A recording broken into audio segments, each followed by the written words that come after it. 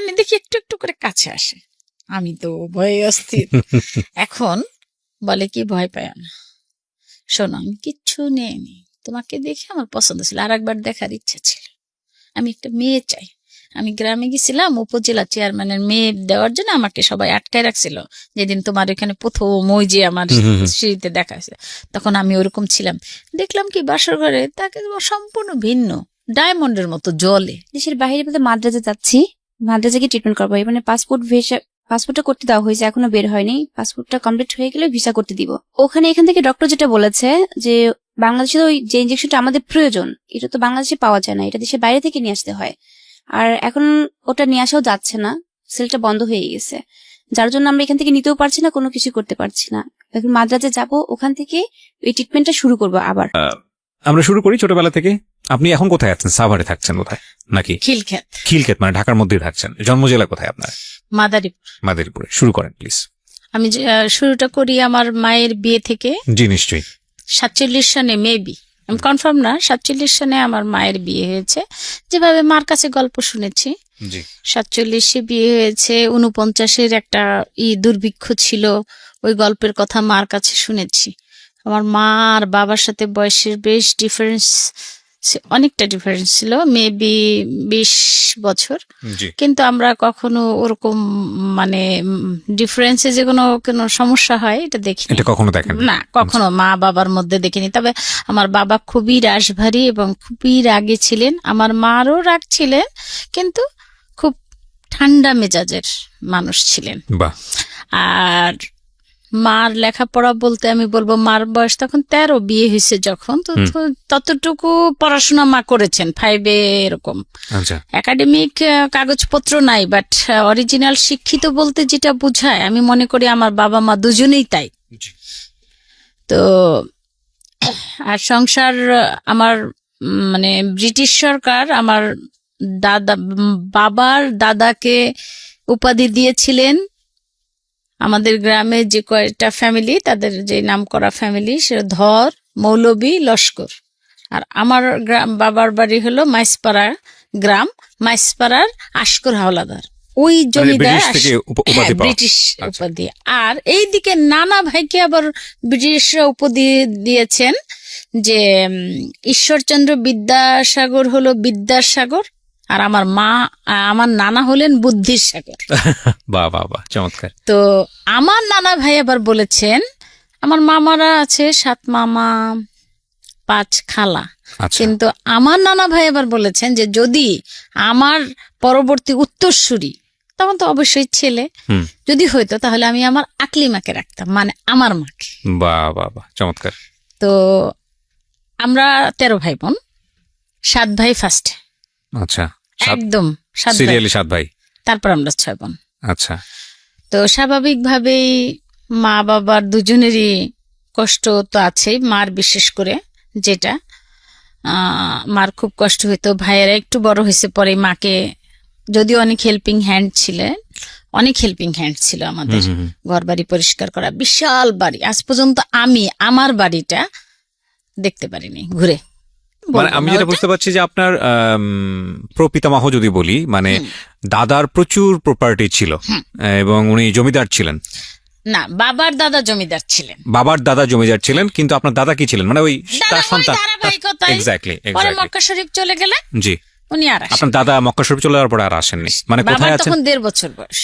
মানে কোথায় আছেন, কিভাবে আছেন কিছুই জানেন না? কিছুই আমরা জানি না, শুধুমাত্র 6 মাস পরে নোয়াখালী থেকে একজন লোক এসে মার হাতে বা কারো হাতে, বাবা চাচা মানে আমাদের চাচা বা হবে, কারো হাতে কিছু কাপড় চোপড় দিয়ে গেছে। আর ওনার কথাই ছিল যেন আমি ওখানে যাওয়ার সময় দোয়া করে গেছি, মারা যায়। বাবাও হজ করার সময়টাই বলে গেছে। 69-এর পরে যখন ওই যে গণঅভ্যুত্থানের পরে 7ই মার্চের ভাষণ, ওটার পরে বাবা দেশে চলে গেলেন। যে আমার খালাম্মা আছে, ছোট খালাম্মা ঢাকাতে, ওনার হাজবেন্ড করাচিতে চাকরি করতেন, বলতে কি তোরা যদি যাস তো চল, নয়তো পরে হেঁটে যেতে হবে। ঠিকই তাই হয়েছে, হেঁটেই যেতে হয়েছে। এবং বাবা 6 ভাইকে মুক্তিযুদ্ধে পাঠিয়েছেন। আচ্ছা, আপনি বলতে পারেন যে আমার গোটা পরিবার মুক্তিযোদ্ধা, কারণ আমার মা বুকে পাথর রেখে 6টা ছেলেকে পাঠানো সোজা কথা না, বিশাল ব্যাপার। আর ছোট ভাইয়ের বয়স তখন খুব বেশি না, 7-8-এ পড়ে, তো ছোট সবে ও অস্ত্র ব্যাগের মধ্যে করে আনা নেওয়া করতেন বাবা। আর মুক্তিযোদ্ধাদের শেল্টার দেয়া, এই বাড়ি থেকে ওই বাড়ি পালানো, নিজের বাড়িতে থাকা যেত না। এই যে মুক্তিযোদ্ধা পরিবার, আমার মনে হয় বাংলাদেশে একটা পরিবার থেকে এত মুক্তিযোদ্ধা একই পরিবারে একই মায়ের মনে হয় দ্বিতীয় নেই। সব সন্তানই আছে। জি, হ্যাঁ। তারপরে আমরা যথেষ্ট পেয়েছি, পাওয়ার আশায় করি নাই, কিন্তু আমাদেরকে যথেষ্ট দিয়েছে। যেমন মোহাম্মদপুরে থাকা, তখন বাড়ি ছিল না বাবার, মোহাম্মদপুরে বাড়ি দিয়েছে একটা, যুদ্ধের পরে জাতির জনক বঙ্গবন্ধু শেখ মুজিবুর রহমান উনি একটা বাড়ি দিয়েছেন আমাদের থাকার জন্য। আমরা তখন না থাকলে পড়াশোনা করা খুব টাফ হয়ে যেত, এতগুলি ভাই বোনের পড়াশোনা। তারপরে ভাইরা আস্তে আস্তে বাইরে চলে যেতে থাকলো, সবাই বাইরে যেতে থাকলো পড়াশোনার জন্য। কেউ বাবার উপরে এত বার্ডেন হবে, কেউ পড়াশোনা করতো বাইরে গিয়ে, জার্মানি, বেলজিয়াম, কানাডা, আমেরিকা, যায় আসে। আমরা ছোট থাকতে এটা করে। তো মাও যাও, বাধা দিতেন না, যাও শিক্ষার জন্য যত দূর যাও, আমি পাষাণ হব, কিন্তু তোমরা পড়াশোনা করো। সামর্থ্য ছিল হ্যাঁ বলতে একটা দেখা গেছে নিজেদেরটা নিজেরাই পরে করে নিয়েছে, কারণ এত ভাই বোনের সামর্থ্য। এটাও একটা ব্যাপার, কিন্তু ওই সময়টাতে এতটা বেশি টেক কেয়ারও ছিল না, নিজেরা নিজেদের মতো করে রাস্তা করে নিত। আবার একটা ছিল যে বাবা মাও কিন্তু অত না করলেও, আমার বাবা মা না খেয়ে থাকবো কিন্তু পড়াশোনাটা করতে পড়তে হবে, এটা ছিল বাবার দুজনে। এবং প্রথম শিক্ষক আমাদের ভাই বোনদের আমার মা। বাহ, আমি বলবো আমাদের প্রত্যেকটা পদে পদে মা। আমি মনে করি 47 সনের মহিলার সাথে আজকে যে বুদ্ধিজীবী, যেমন ওর বিটিসি ড্যানি আপার সাথে আমি দেখি দুজনের সেম বুদ্ধি, তখন আমি অবাক হয়ে যাই আমার মা কত শিক্ষিত ছিলেন। তো আমরা সেরকম হইনি। আর একটা কথা হলো, আমরা শেষের দিকে বোনরা অত ব্রিলিয়ান্টও হইনি, ভাইয়ারা যেরকম। ভাইয়া সবাই খুব বাইরে নাম টাম করেছে, দেশেও ভালো বেশ, তারা কেউ লয়ার, কেউ ইঞ্জিনিয়ার। তো এখন যেটা বলতেছিলাম যে আমরা যুদ্ধ শেষ হলো, যুদ্ধ শেষ হওয়ার পরে গ্রামে বাড়িতে এসে মা বাবা দেখলেন আমাদের বাড়িটা 7 জায়গায় পোড়ানো হয়েছিল আগুন লাগায়, কিন্তু বাড়ি পড়ে নাই। আচ্ছা। তো কোরআন শরীফ মা রেখে গেছিলেন যাওয়ার সময়, যে আল্লাহ কোরআন শরীফ হেফাজতে থাকবে। আমি মাকে খুব জ্বালিয়েছি সেই সময়টায়, ছোট 2 বছর বয়স, 1 বছর বয়স। মা শুধু কোরআন শরীফ পড়তেন আর আমি মার বুকের উপরে উঠেই করতাম। তখন আমার মা আমার বড় আপাকে বলছে কি, মা তুমি ছোট, আমার বড় বোন, আমি কিন্তু বোনদের মধ্যে 5 নাম্বার, আর 1 নাম্বার যে বোন তাকে বলছে মা তুমি ছোট, কিন্তু তুমি আমার মেয়ের দায়িত্বটা নাও, ও কি করবে, যাও তুমি মা হয়ে যাও। তা আমি আপার মেয়ে হয়ে গেছি, আজও ওইভাবে আছি।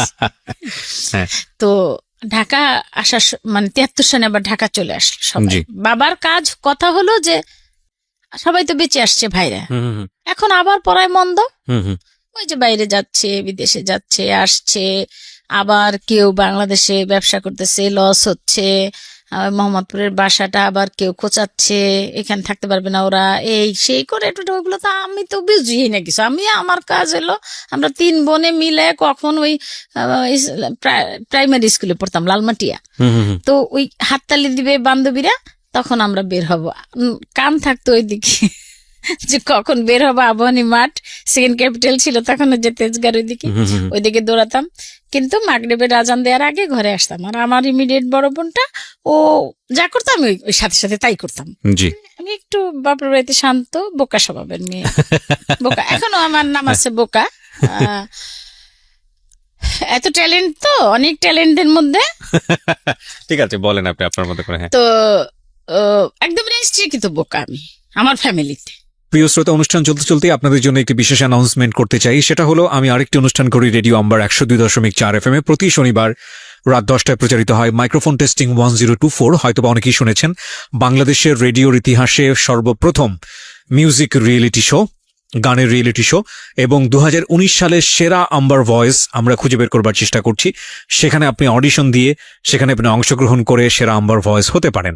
আপনি যদি মনে করেন যে আপনি খুব ভালো গান করেন, কিন্তু সে অর্থে তেমন কোনো প্ল্যাটফর্ম কোথাও পাননি, তাহলে ছোট্ট একটা অডিশন দিতে হবে আপনাকে ফোন করে। ফোন করে আপনাকে গাইতে হবে একটা গানের 2টো লাইন বা 3টে লাইন আপনি আমাদেরকে গেয়ে শোনাবেন এবং আমরা আপনাকে ডাকবো, নিশ্চয়ই ডাকবো। ওকে, ফোন নাম্বারটি আমি বলে দিচ্ছি। ফোন নাম্বারটি হচ্ছে 09611001024। আমি আবারও বলছি, ফোন নাম্বারটি হচ্ছে 09611001024।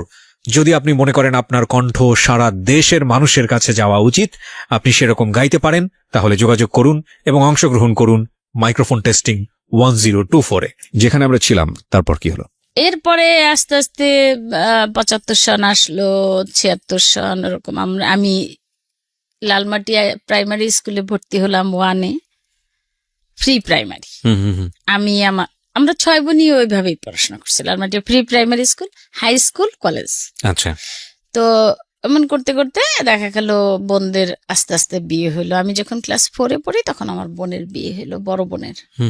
তো আমার তো মনে করেন, আমি তো মনে করছি আমার মা চলে গেল, কোথায় যাবে। আর দুলাভাই যখন আসতো, প্রথম কিছুদিন কাবিন করেছিল, তো দুলাভাই আসছে, পরে একদিন বললাম, আপনার কি লেপ তো শোক নাই, আসেন কেন আমাদের বাড়ি, আপনি কি গরিব? তা সে বুঝছে ছোট, কিন্তু এতটা যে একটা স্টাফার সাথে আমি এটা বুঝি নাই, এই কোমরের ইসের সাথে আমার এটা বেঁধে রাখি যাতে আপা উঠে গেলে আমি টের পাই। তো মনে মনে এটাই চিন্তা ছিল, দুলাভাই গরিব, ওই জন্য আসি।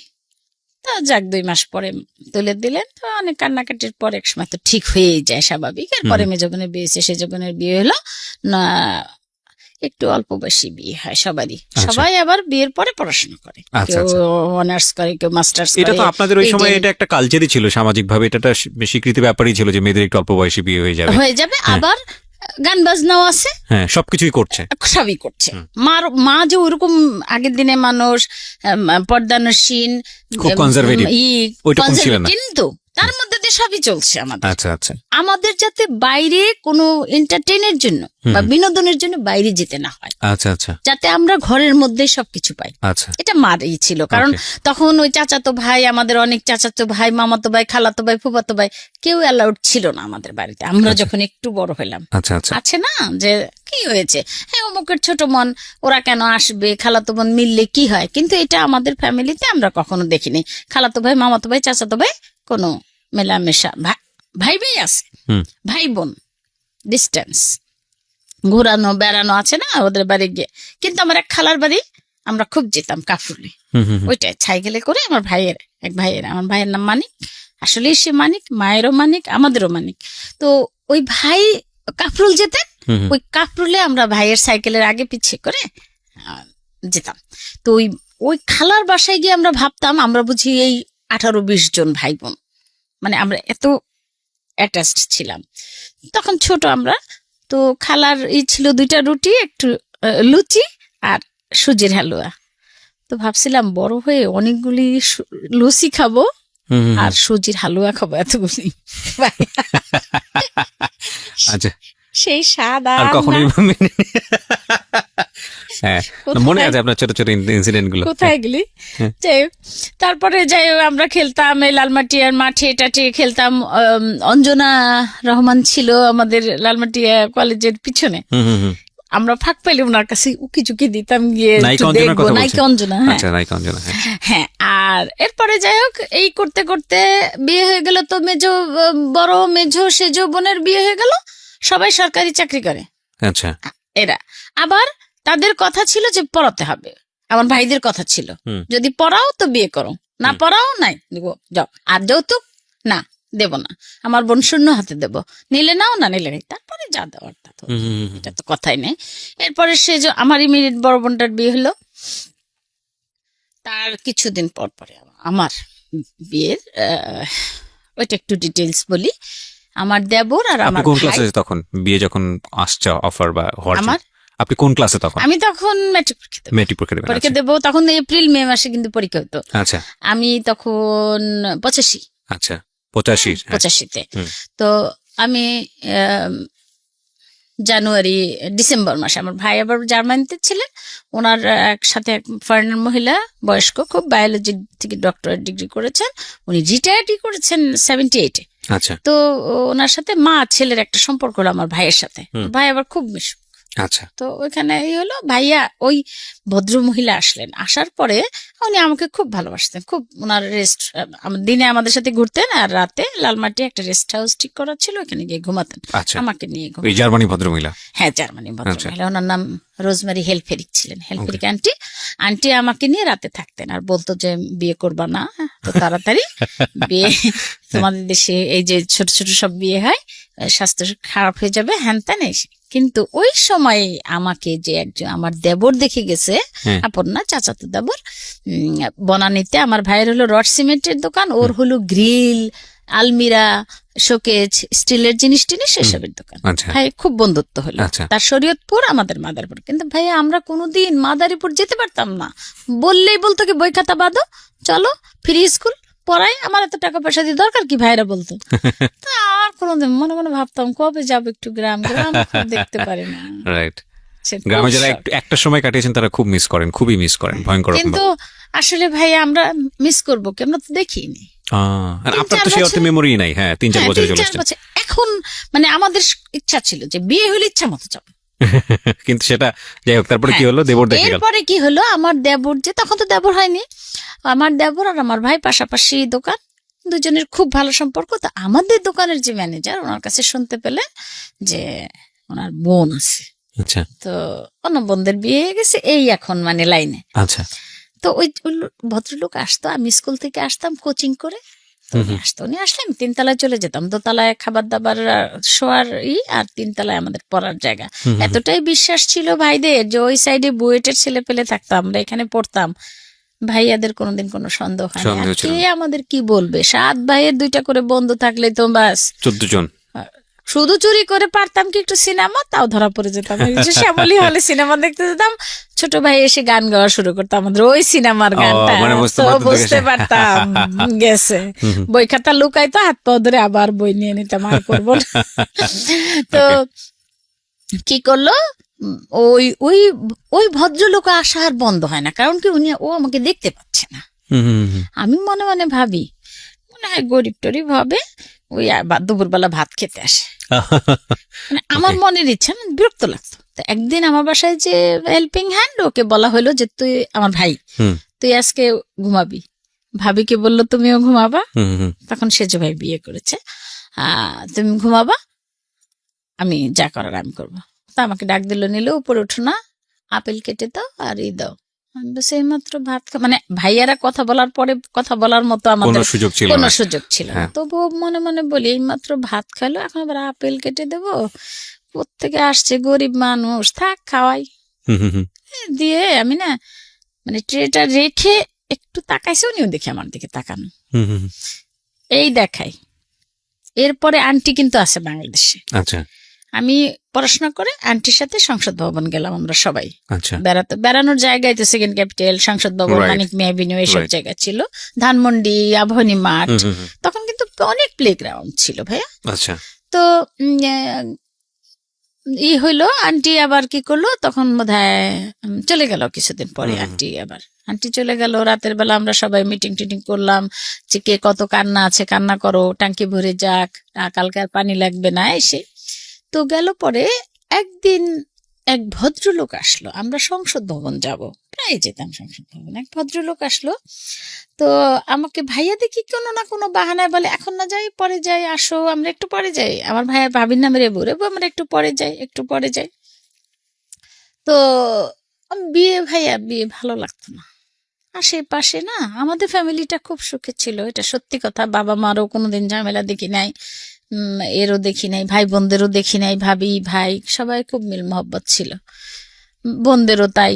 বোনরা মানে আমার ভাবিরা বলতো যে তোমাদের কপাল ভালো, ভাবিগুলাও ভালো পাও, আবার জামাইগুলো তোমাদের বসে। তা মাঝে মাঝে এরকম করতাম, এখনো করি, ভাবি এখন কি আর বলার আছে, কপাল। তো আমি উপরে এখন আর মানে লাস্ট এসে সন্ধ্যা হয়ে যায়, ভাবি বলে কি শোনো আমি চলেছি, ওরে নিয়ে ও বুঝতে পারবে কিছু, পরে শুনেছি এগুলো।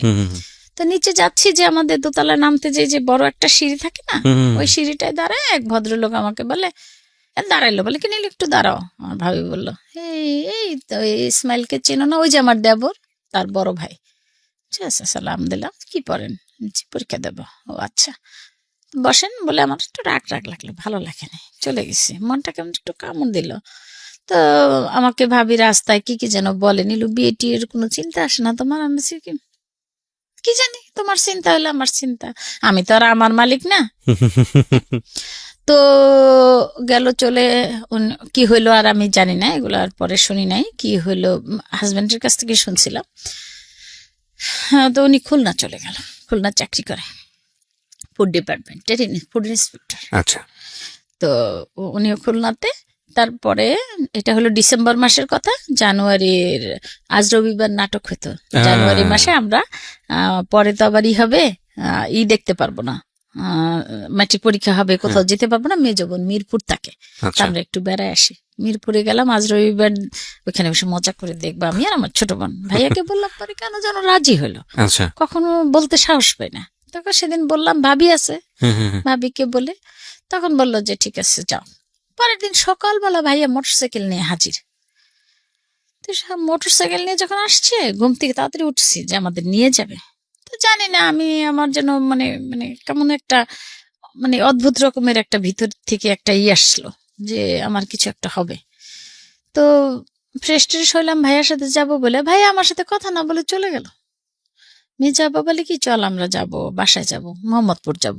কেন আপা? তখন তো রিক্সায় সব চলতো ভাইয়া, রিক্সায়, 2টা রিক্সায় মোহাম্মদপুর আসবো। তো আপার মেয়ে হয়েছে কিনা, তখন হয়েছে মনে হয়। তো আপা বললো কি মোহাম্মদপুর চলো। তা যাবো কেন, মোহাম্মদপুর যাবো কেন, আজকে না থাকার কথা? তো বলে কি থাক চলো।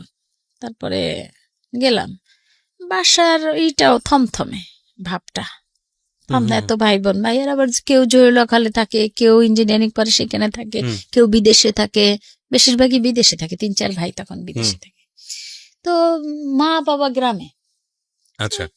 আমাকে বললো কি মেঘলা মেঘলার দিন, কুয়াশা, আগে শীত পড়তো তো অনেক, তাই না? এটা হলো জানুয়ারির 12-13 তারিখে হবে। তো আমার দুলাভাই এবার সৌদি আরব যাবে একজন। তো আমাকে বললো কি যে তুমি হলুদ মরিচ, তখন তো গুঁড়া করতেই হবে, ইমার্জেন্সি বলতে কিছু নাই, গুঁড়া করাটাই ইমার্জেন্সি, কেনার ই নাই।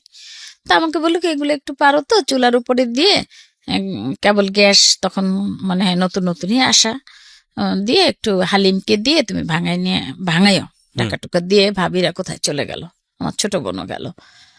তো রাতে আসলো, অনেক রাতে। তো আসলো পরে আমি ছোট বোনকে জিজ্ঞেস করলাম, কি কোথায় গেছিলি রে তোরা? তো বলে কি, আমার ছোট বোন কান্না, আমাকে ধরে অনেক কান্না করছে। কি হয়েছে? বলছে তো ওকে না বিয়ে, তোর না বিয়ে। হ্যাঁ, আমি বললাম আমার বিয়ে? তো কিছু বলিনি, চুপ করে শুয়ে থাকলাম। গিয়ে পড়ায় আর মন বসলো না।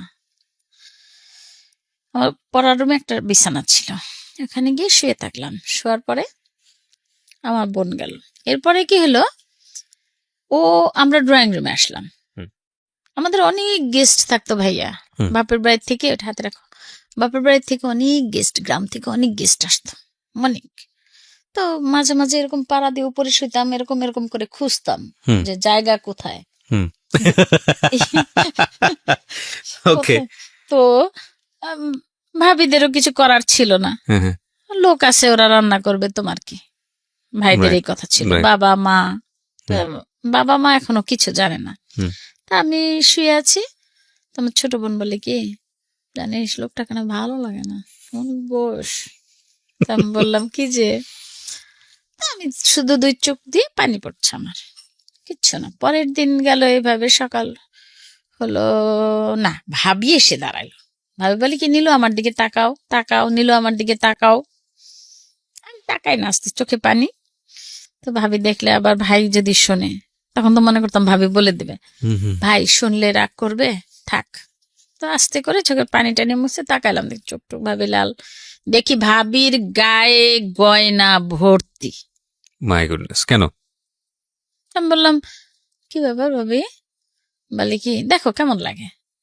গয়নার আমি কি বুঝি? তো বলে দেখো না কেমন।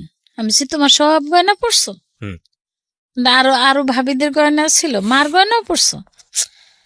বলে কি না এগুলি না তোমার। তা আমি বললাম আমার কেন? বলে কি কি জানি তোমার দাদু আজকে কিনলো, আমরা ভাইদের দাদু বলি, তোমার শেষ দাদু কিনলো। আমি বলছি শেষ দাদু কিনলো? আমাকে আমার বোন চিমটার বলে কি ওই বেটা দিছে, ওই বেটা দিছে, জানিস ওই বেটা দিছে, শাড়িও আছে, সব পাঠিয়ে দিছে আমাদের সাথে। আমি বলছি কি ও আচ্ছা। ভাবিকে বললাম কি আচ্ছা থাক পড়ো, তুমিই পড়ো, কিছু বলি নাই। তারপরের দিন ভাইয়া আমাকে আবার বলে গেল মুরগি জবা দিতে। ওই সাইডে কতগুলো ছাত্র ভাড়া দেওয়া আমাদের বাসা, বললো মুরগি জবা দিও ওদের নিয়ে। তো ওদের বললাম কি খোকন ভাই আরো কারা কারা যেন আছে, বুয়েটে পড়ে ওরা, ছেলেরা সবাই বুয়েটে পড়ে, 12 জন ছেলে ভাড়া থাকে ওইখানে। তো বললাম কি একটা ড্রাম ছিল বিশাল, বললাম যে মুরগি 150 মুরগি একটু জবা দিয়ে দেন। তো বললো যে ও আচ্ছা। তো তখন তো আমার বোঝা শেষ, যাবার আবার ভাবিরা আবার শপিং এ গেছে, তখন তো গাউসিয়া, নিউ মার্কেট, হকার্স।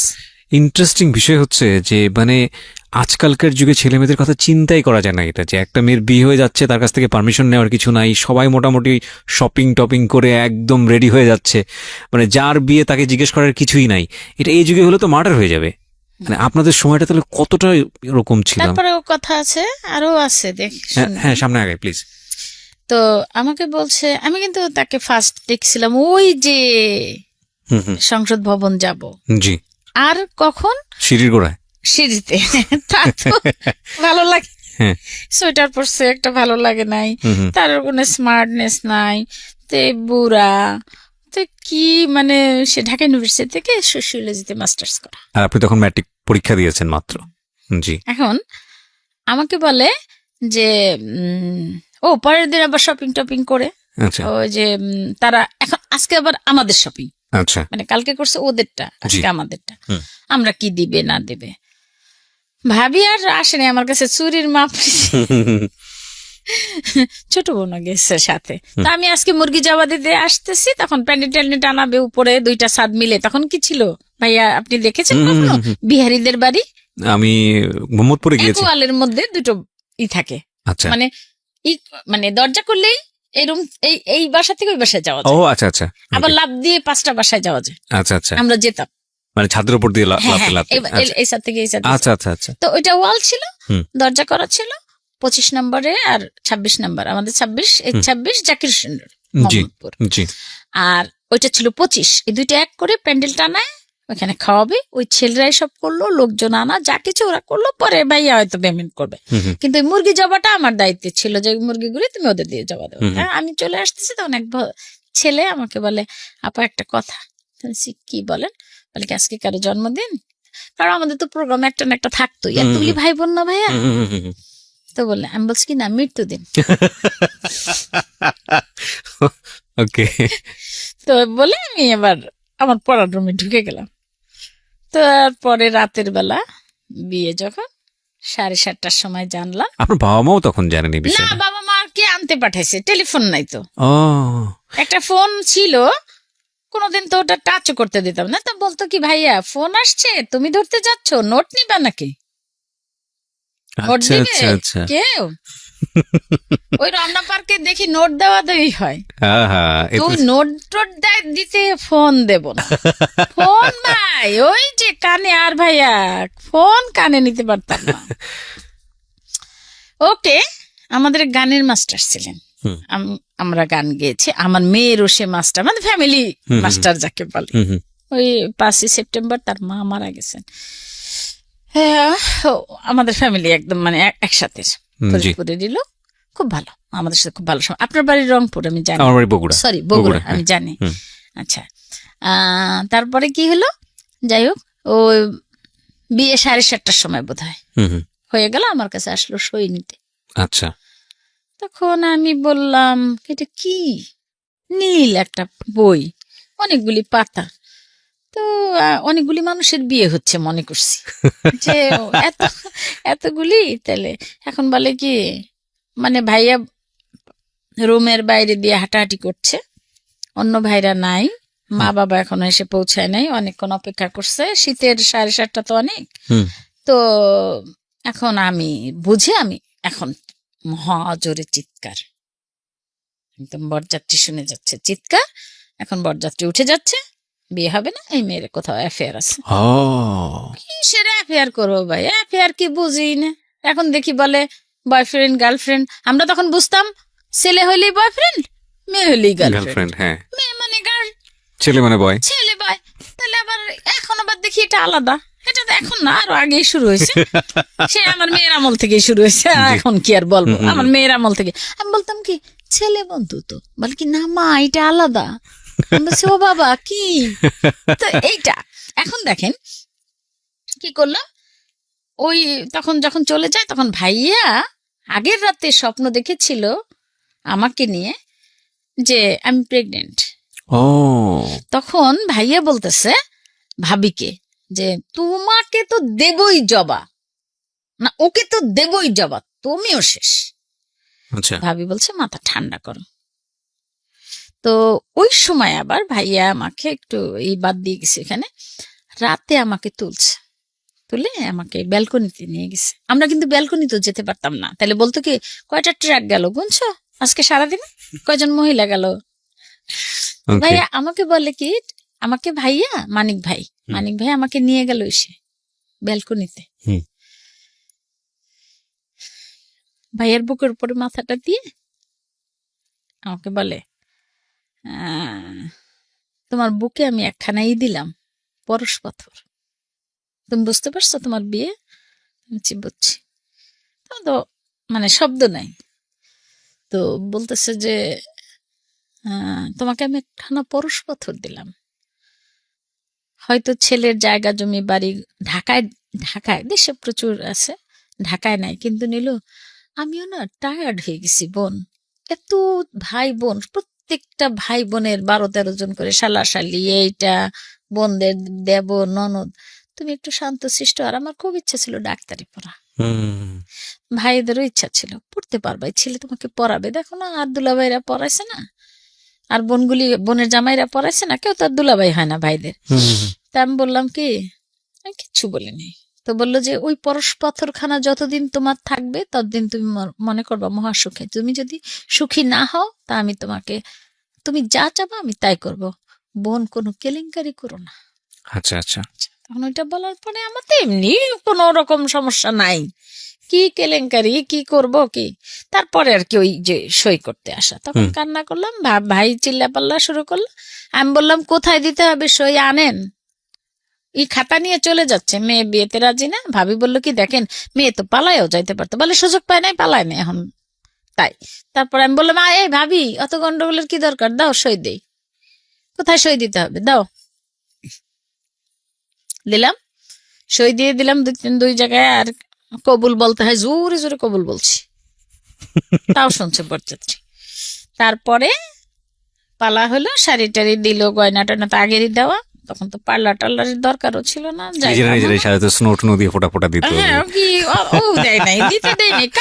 কানতে শেষ ভাইয়া, চোখ দুটাই ফুলে উঠছে। তারপরে বান্ধবীরা কেউ কিছু জানে না, বলি নাই লজ্জায়, বুঝছেন। এক বান্ধবী মানে তার ইচ্ছা বুয়েটে পড়বে, আমি ডাক্তারি পড়বো, এখনো তারা আছে ওরকমই। তো বলতাম যে যদি আজকে বাবার মেয়ে হইতাম তাহলে বিয়ে দিত না, ভাবি কি বললাম জিত করে। আর ভাইয়ের বোন তো তাড়াতাড়ি জায়গা খালি করে, তো আমরা থাকলে তো অসুবিধা হয়, রুম নাই। তো যাই হোক হইলো, আমাকে নিয়ে গেল সবার সামনে দেখানোর জন্য, এরকম বসলাম গিয়ে, তো নজরটা গিয়ে পড়লো সেই ভদ্রলোকের দিকে। তার দিকে সালাম যখন দিলাম, ভাইয়া বলে সালাম দাও সবাইকে, আসসালামু আলাইকুম দিলাম, দেখি ওনার দিকেই নজর। তা আমি বুঝলাম কিভাবে সে আমার দিকে তাকায় আছে, আমি বুঝলাম যে এছাড়া আর কেউ না। বিয়ে করার পরের ঘটনা, মাই গুডনেস। তখন এই 8:30টার দিকে বোধহয় মা আর বাবা আসলো। মা বাবা আসছে, আমি কিছু করি নাই, কান্নাও করি নাই, ধরিও নাই মাকে, কিছুই না। ভিতরে একটা চাপা ক্ষোভ দুঃখ যেটাই ছিল আসলে, মানে এখন মনে হয় হা ভুল করছি, কেন মাকে জড়াইলাম না, অত সুখের একটা দিনে আমার। তো বোনরা কেউ আসছে কেউ আসে নাই, মাই আসে নাই, তার ভাই বোন কে বুঝলেন। তো বিদেশে কে যাবে, কে দেখবে, কে করবে, ওগুলা নিয়ে কারোই নেই। এখন হলো, বিয়ে হয়েছে, খাওয়া দাওয়া হয়ে গেল। যখন কবুল বলার আগ পর্যন্ত আর কেউ খায় নাই, যে বলা হলো সবাই উপরে কি প্যান্ডেল টানানো, এখানে খাওয়া দাওয়া করে বেশ 8:30 মা আসলো। 9:30টার সময় আমাকে আমার হাজবেন্ডকে দিয়ে বাসর ঘর সাজালো। আমার রুম যেটা ছিল আমার আর আমার ছোট বোনের, ওই রুমে বাসর ঘরে আসলো। আমার ভাবি আর আমার হাজবেন্ড কি কথা বললো জানি না। তো আমি বললাম যে আপনি কি আমার বাবার বাড়ি থেকে, আমার বাবার বাড়ির অনেক সম্পদ দেখে নিয়েছেন আমাকে? এটা প্রথম কোশ্চেন। প্রথম কিছুক্ষণ চুপচাপ ছিলাম। না ভাইয়া, গহনা তো ওজন, ওই গহনা পড়তে পারি না, ওইগুলি খুলি আর সব টাকায় আছে, সবগুলি ফুটা করে টাকায় আছে। ওই সাইড দিয়ে একটা দরজা আছে আমার, আচ্ছা, আমার রুম দিয়ে একটা দরজা আছে বাইরে যাওয়ার। সবার চিন্তা, ভাইও একটু টিপ দিছে দেখো, তো সবার চিন্তা হলো যে আমি যদি ওখান দিয়ে বেরোই যাই। তা আমি যখন সব খুলতেছি, আমি আবার বলছি আমি এগুলি খুলি, আমার না এত ওজন লাগতেছে আর অস্বস্তি। ওই মানে 17 জানুয়ারি আমি ঘেমে যাচ্ছি। তো বলে, আমি বলছি এগুলো আমি খুলবো, জিজ্ঞেস করি না, আমি তো বুঝি না যে তার পারমিশন লাগে কিছু। আচ্ছা, ওয়ার্ড্রপের উপর খুলে টুলে রাখার পর এখন ভাবির চিন্তা, যদিও নাক ফুল খুলে তাইলে দরজা ভেঙে ঢুকবে। নাক ফুল খুলি নাই কেন তাও জানি না, ওটাও আমার বিরক্ত লাগতেছিল, খুলি নাই। যাই হোক, ভাইয়া বসলাম দুজনে। একটা পুরুষ সম্বন্ধে কেন বিদ্বেষ ছিল, ঘরে ভাইরা ভালো, বাবা ভালো, কিন্তু কেন যেন একটু বিদ্বেষ ছিল। আসলে বয়সটাই তো হয়নি, ছোট মানুষ। এখন ওই ভদ্রলোক এত ভালো, এখন তো আমার স্বামী এত ভালো। আমি জিজ্ঞেস করলাম কি একটা কথা বলবো, ভয় লাগে না? বলে কি বলো? না বলেন বলছে না, বলোই বলছে। আমি বলছি কি, আপনি কি আমাদের অনেক সম্পদ দেখে বিয়ে করছেন? বাড়িটারি কিচ্ছু কিন্তু পাবেন না। আপনি যদি, আমি না দেখি কি চারিদিকে এই নিয়ে গন্ডগোল হয় ভাইয়া, এসব নিয়ে মারামারি ফাটাফাটি হয়। এই এনে দে, বাপের বাড়ি থেকে আনবি, এই বাড়ি ওই বাড়ি ওই বাড়ি, অনেক মারামারি। আর এই যৌতুক ফৌতুক একটা নিয়ে একটা হয়। তা আমি বলছি কি, এই যদি হয় তাহলে না আপনি কিচ্ছু পাবেন না, যদি আপনি নেন আমি কিন্তু নেব না। এখন হাসা বলে কি, বসো, মানে দেখি একটু একটু করে কাছে আসে। আমি তো ভয়ে অস্থির। এখন বলে কি, ভয় পায় না, শোনো আমি কিচ্ছু নেইনি, তোমাকে দেখে আমার পছন্দ ছিল, আর একবার দেখার ইচ্ছা ছিল। আমি একটা মেয়ে চাই। আমি গ্রামে গেছিলাম, উপজেলা চেয়ারম্যানের মেয়ে দেওয়ার জন্য আমাকে সবাই আটকায় রাখছিল। যেদিন তোমার এখানে প্রথম ওই যে আমার সিঁড়িতে দেখা হয়েছে, তখন আমি ওরকম ছিলাম। দেখলাম কি বাসর ঘরে তাকে সম্পূর্ণ ভিন্ন, ডায়মন্ডের মতো জ্বলে। আজকের যিনি অতিথি আছেন তাকে যদি আপনারা দেখতে চান, চলে আসবেন আমার পার্সোনাল ইউটিউব চ্যানেলে www.youtube.com/rjkibriya.fm RJKEBRIAFM চ্যানেলটি আছে কিবরিয়া আরজে নামে। ওখানে গিয়ে প্লিজ সাবস্ক্রাইব করে নেবেন এবং তারপর আপনার যে ভিডিওগুলো দেখতে ইচ্ছে করে, যা কমেন্টস করতে ইচ্ছে করে ওখানে করবেন। আমরা আবার যাচ্ছি আমাদের অতিথির কাছে। কথোপকথন হচ্ছিল আপনার হাজবেন্ড আর ওয়াইফের মধ্যে। বললো যে দেখো আমার আরেকবার ইচ্ছা ছিল, দেখতে পেলাম না, ওকে নো প্রবলেম, আমার তোমাকে পছন্দ হয়েছে। আমি আস্তে আস্তে একটু তাকায় দেখি ভালোই লাগে। ওকে, তো বললাম যে শুনেন, আপনি না আমাকে ধরতে পারবেন না, একটু কাছে আসে তো, আপনি আমাকে ধরবেন না। হ্যাঁ, তো বলি কি, না ধরবো না তো, তা গল্প করবো। তা আমি বলছি আমার না, বলছে তোমার মানে, আমি বলছি আপনি কাউকে ভালোবাসতেন বিয়ের আগে? বলে কি না। আমি বলছি কি, ঢাকা ইউনিভার্সিটি থেকে মাস্টার্স করছেন, তারপরে কত জায়গায় ঘুরছেন, প্রেম করেন নাই? বলে কি না, প্রেম করিনি, কাউকে ভালো লাগে নাই।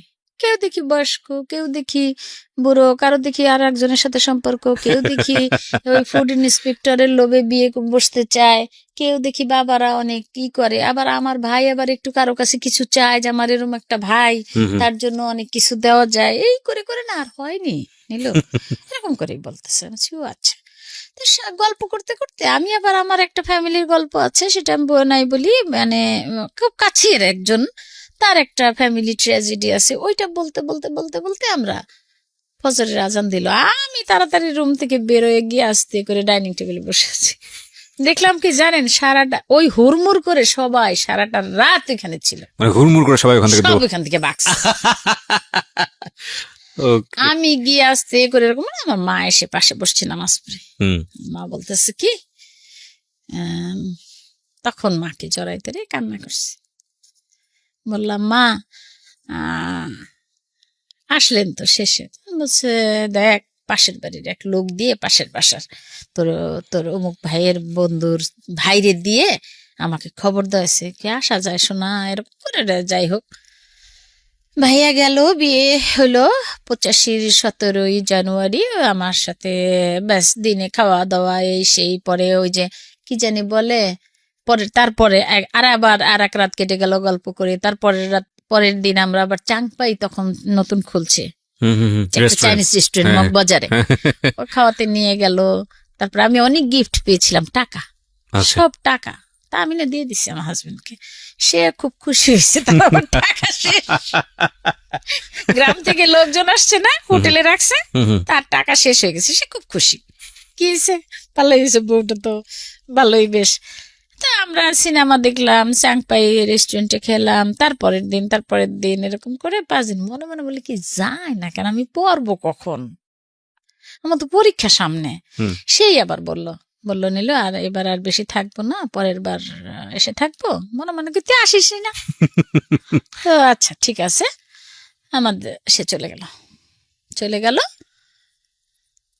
ফার্স্ট আমাকে একটু আদর করে গেল, এই ফার্স্ট আমাকে সে ধরলো, আমিও কিছু বললাম না, ভালোই লাগছে। এই চলে গেল তো সে খুলনা গেল ফোন করতে। এখন ফোন ধরতে অসুবিধা নেই, এখন সব অনেক ফ্রিডম। এখন বলে, ফোন ধরলে কথা না বললে বলে কে, বলে দাদু আমি। দাদু বলে কি আচ্ছা নিলু, আচ্ছা তুমি ধরো এখন থেকে ফোন। আমি বলি পড়ি তো, 3 তলা থেকে আসবো, ফোন ধরবো, তো বলে প্যারালাল লাইন দেই। আমি না না না না দরকার নাই। যাই হোক ভাইয়া 21শে ফেব্রুয়ারি আবার এসে সে আমাকে নিয়ে গেল ইসে, বলে ভাইয়াকে নিয়ে গেল খুলনা, কোয়ার্টার পেয়েছে, আচ্ছা অফিসার্স কোয়ার্টার। তো নিয়ে গেল খুলনাতে, আমার লাইফ শুরু হলো। এই কয়দিন আমরা আলাদা, কিন্তু আমি স্কুল থেকে এসে খুঁজতাম, দূর থেকে বারান্দায় দেখা যেত নতুন কোনো কাপড় শুকা দিল কিনা কেউ, তো তাকে খুঁজতাম মনে মনে, ভালো লাগতো, খুব মায়া লাগতো, আসতো দেখতাম। মানে একটা জিনিস যেটা হচ্ছে যে আপনার লাইফে প্রেম এসছে আসলে বিয়ের পরে, হাজবেন্ডকেই ভালোবাসা, সেই আপনার জীবনের সবচেয়ে স্বপ্নের পুরুষ বা মনের মতো মানুষ। জি হ্যাঁ, এবং আমি দেখলাম যে এত ভালো হয়, ভাইয়াদের তো রাগ আছে, ভালো ভাইয়ারা কিন্তু রাগ আছে কেন যেন, তাকে মনে হইলো মানে এত ঠান্ডা, এত ভদ্র, এত এত অমায়িক, এমন মানুষ হয়। তারপরে যাই হোক, আমি তাকে যাওয়ার সময় শুধু, সে যখন আমাকে আদর করছে, আমি বলছি তুমি ভালো অনেক না, শুধু এতটুকুই বলেছি। তারপরে হাসলে মনে হয় কি মুখটা ঝরতো, তার মুখ, তার দাঁত এমন ছিল, মানে ডায়মন্ড বসানো ছিল মনে হয়। তো ওইগুলি সব আমার মানুষ পটে আঁকা, আর ভালো লাগে না পড়াশোনা। বই খুলি, তারে দেখি, কলেজে যাব 5 টাকা ভাড়া রিক্সায়, 10 টাকায় উঠে যাই, আসবো 15 টাকায় উঠে যাই, কারণ যদি গিয়ে দেখি একটা নতুন লুঙ্গি ছড়ানো বলতে আসলে লুঙ্গি, সে এসে গোসল করবে না, আচ্ছা আচ্ছা, গোসল করলে বারান্দায় লুঙ্গিটা দিবে, ওকে, তো নতুন লুঙ্গি কার হবে? ও মানে সেই মানুষটা আসছে এরকম। আচ্ছা ওকে, আমি মানে আশা করতাম যে সে চলে আসবে। তো যাই হোক, আসার আগে বলে নাই। 21শে ফেব্রুয়ারি আমি আমার বোন সিনেমা দেখতে যাচ্ছিলাম, পথে আমার নজর তো এটা দেখছি, স্কুটার ছিল তখন, স্কুটারে একটু দেখেছি, আমি বলছি আপা রিক্সা ঘোরা, বোনদের বলছে মেজো বোন রিক্সা ঘোরা, আমি কেন হচ্ছে আসছে, আপা বুঝে গেছে। এসে দেখলাম সে উঠতেছে, আমরা উঠি মোহাম্মদপুরের বাসায়। তো বললো কে নিয়ে যাও, একটু খারাপ লাগলো, ভালো লাগছে, যাবো, কিন্তু পরীক্ষা। বললো কি এসে পরীক্ষা দিবা, আমার এখানে পড়বা। ভাইয়া নিয়ে গেল অনেক, এর মধ্যে কিছু কাহিনীগুলো বলার দরকার নেই। সে গিয়ে সে আমাকে পড়াইতো, আচ্ছা। সে পড়াইতো রাত জেগে, সারাদিন চাকরি করতো, আবার এসে রান্না, একটা মহিলা রেখে দিল হেল্পের জন্য কোয়ার্টারে, সব কাজ আস্তে আস্তে ভাইয়া মানে টাকা টুকা দিছিল টিভি টুবি কেনার জন্য, একটা টিভি আনলো ঘরে, তারপরে ফ্যান ট্যান কি যাবতীয় একটা সংসার সাজাতে যা লাগে টুকটুক করে একটু একটু আমরা বাইরে গিয়ে গিয়ে কিনে নিয়ে আসতাম, থালা বাসন, মানে একটা লুসনি থেকে শুরু করে সবকিছু কেনা লাগলো। তো আর একটা মহিলা ঠিক করলো, ও কাজ করে দিয়ে যায়, মাছ কুটে টুটে দিয়ে যায়। একদিন আমি, ও আসে নাই, মাছ করছিলাম, তো এখান দিয়ে মাছ হাত ফেরে গেছিল, ইঞ্জেকশন লাগছে দেয়া। তো ভাই বোনের মধ্যে ভাইরাই তো কাজ করছে, কাজ করিনি। তারপরে ওই দিনের পর থেকে সেও প্রতিজ্ঞা করলো যে আর কাজ করবা না, শেষ। মানুষ রাখলো, আর মাছে এমন পানি দিতাম আলাদা ঝোল জাল দিত, আলাদা ঝোল জাল দিতে। মাছ তুলে রেখে ঝোলগুলি জাল দিয়ে কমো, কারণ মাছ থাকলে তো সিদ্ধ হয়ে সে গলে যাবে। লাউয়ে পানি দিতাম আর তুলি। তো 2 দিন দেখে আমাকে আবার ওই মহিলা খুব আদর করতো, বলতো বউ বউ বলে ডাকতো। আমি আবার বলতাম কি, চাচি আমার না এই নাই, শ্বশুর শাশুড়ি নাই, আমার না বউ শুনতে ইচ্ছা করে, তুমি আমাকে বউ বলো। তো বলতো যে বউ এই লাউ এখন সরান, লাউ উঠান, এরকম করে যায়। এই করতে করতে ভাইয়া, আমি পরীক্ষা দিলাম, ঢাকা আসলাম, পরীক্ষা ওই শনি আরো 2 ভাই বিয়ে হয়েছে আমার, আরো 2 ভাই বিয়ে করছে। কারণ সত্যি কথাই ভাই, আমাদের তো এতগুলি ভাই বোন, একটু তো সরাতেই হবে, স্পেস লাগবে না? নিশ্চয়ই নিশ্চয়ই। তারপর ছোট বোনটা পড়তো 8-এ, তখন আমার বিয়ের সময়। আর তারপরে এ বিয়ে করলো, আরেক ভাই বিয়ে করলো জুনে, আরেক ভাই বিয়ে করলো 28শে নভেম্বর। তো আমি সবগুলিতে অ্যাটেন্ড করতে পারলাম না। জুনে যে ভাই বিয়ে করছে সে সময় আমি ঢাকাতে লালমাটিয়া পরীক্ষা দিই। আচ্ছা। তখন তো ওই যে এপ্রিলে শুরু হইতো পরীক্ষা, জি। তো প্র্যাকটিক্যাল দিতে আর ইচ্ছা করে না, চলে যাবো তার কাছে, প্লেনে আসতাম যশোরে। তা যাই হোক কোন রকম দিলাম, 2nd ডিভিশন পেলাম।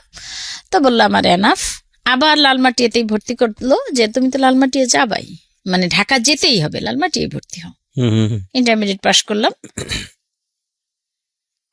85, 86, 87, 1 বছর বোধ হয় 87-তে, 88-তে কি আমার মেয়ে আসলো। আচ্ছা, আসলো 88। আপনার প্রথম সন্তান, প্রথম মেয়ে। আর সে ভাই তো অনেক কষ্ট হলো মেয়ে, যাই হোক মেয়ে হওয়ার পরে মেয়েটা হয়তো অনেক মানে 12 পাউন্ড ওজন হয়েছিল, নর্মাল। তো সেই দিনে তো আর সিজার সহজে করতো না। তো ইচ্ছা ছিল ঢাকায় টিএ চৌধুরীর কাছে, কিন্তু সে বলতেছে না, আমার বেবি আমার কাছে হবে, তুমি কি বলো? আমি বলছি আমারও ভালো লাগে না, তোমার কাছে থাকবো। খুব আদর করতো ভাইয়া, মনে হয় যেন কি বলবো, মানে আমার ভাবিরা বলে যে কি বলবো, যে মাথায় করে রাখবো না, ননির পুতুল বলতো, নীলু হলো ননির পুতুল। আসলে আমি এত চঞ্চলে, যখন এত কথা বলি, কথা বলতাম না। ওই যে বললাম যে বাপের বাড়িতে রেস্ট্রিগিত বোকা ছিলাম, কথাও নাই। ওই বোনরা যা করতো ওই দেখে দেখে তাই করতাম, নিজের কোনো মতামত নাই। পড়াশোনাটা করতাম খুব, পড়তে কাজ না করে পড়তাম, যদি কাজে বলতো দৌড়াইতাম পড়তে। তো ওই যে আহ্লাদটা পেয়েছি, ওইখানে গিয়ে একটু হয়েছি, একটু জেদি হয়েছি, একটু রাগী হয়েছি। এখন দেখি কিছুটা অত্যাচারও করি হাজবেন্ডকে, কারণ ওই যে এটা স্বাভাবিক, যেটা প্রশ্রয় পাইলে যা হয় আস্তে আস্তে। কিন্তু মেয়েটা পেটে আসলো পর থেকে রাগটা বাড়লো, তো বুঝতে পারে, মনে করছে কিচ্ছু খেতে পারতাম না, নাক দিয়ে সব বেরোয় যেত, মুখ দিয়ে রক্ত এসে যেত, স্যালাইন ট্যালাইন দিয়ে। যাই হোক হইলো, মেয়েটা এত বড় মেয়ে, ডাক্তার বাদশাহ মিয়া, উনিও ভালো গাইনিকোলজিস্ট, মা ছিলেন 29 দিন আমার কাছে। আচ্ছা। এই প্রথম মেয়ে কোনো মেয়ের বাড়িতে, আমার বাবা পছন্দ করতেন না কোনো মেয়ের বাড়িতে থাকা। তো বলছে যে মেয়ের কেউ নাই, আপনি আমাকে যেতে দেন ওর কাছে। তারপরে মা 29 দিন থাকলো। তারপরে বাচ্চাটা হওয়ার পরেও 9 দিন আমি ক্লিনিকে ছিলাম। তখন, এখন তো সিজারেই 3 দিন থাকে, তখন 9 দিন ছিলাম। অনেক কষ্ট হয়েছে, অনেক। এবং আমার হাজবেন্ড পরে ড্রেসিং সব নিজে করছে, আমার যা কিছু ড্রেসিং করার। আমার মা আসার সময়, আমার মা চলে আসবে, তখন বলে মা শোন, আর বেবিটা পেটে থাকতে এগুলি এরকম করতো, শীত। রাতে আমার হাজবেন্ড এগুলি সারা রাত বসে বসে চাপতো। তো আসার সময় আমার মা বললেন কি যে আমার কাছে মাপ চেয়ে নিস, তা আমি বলছি, কেন তার ছেলে না, তার বাচ্চা না, ভাবছো কেন? যদি মারাটা যায় আর কি, কাস্টমস ছিল সে সময়, আবার চিন্তা করে যায়। বলতেছে আমার হাজবেন্ড শুনছে তো, বলে মা কি বলে, আমি সে তোমার কাছে মাপ চাইতে বলে কি মা ও যে কষ্ট করতেছে মা, ওর তো আমার ইচ্ছা হয় নিয়ে গড়ি মা। যাই হোক। Very gentleman. একটা কথা বলি এখানে, এতক্ষণ শুনছিলাম খুব অবাক হয়ে।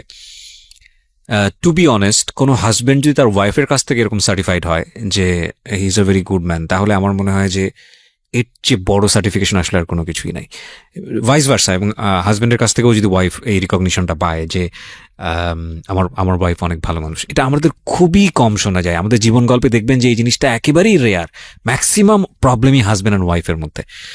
তবে আমরা খুব অবাক হই, আমাদের জেনারেশনের আগের জেনারেশনরা বা তার একটু আগের জেনারেশন, কি রেসপেক্ট, কি ভালোবাসা, কি সম্মানবোধ, কত কিছু শেখার আছে এনাদের কাছ থেকে। চমৎকার, অতি চমৎকার শুনছি, মন্ত্রমুগ্ধের মতো শুনছি। বলেন।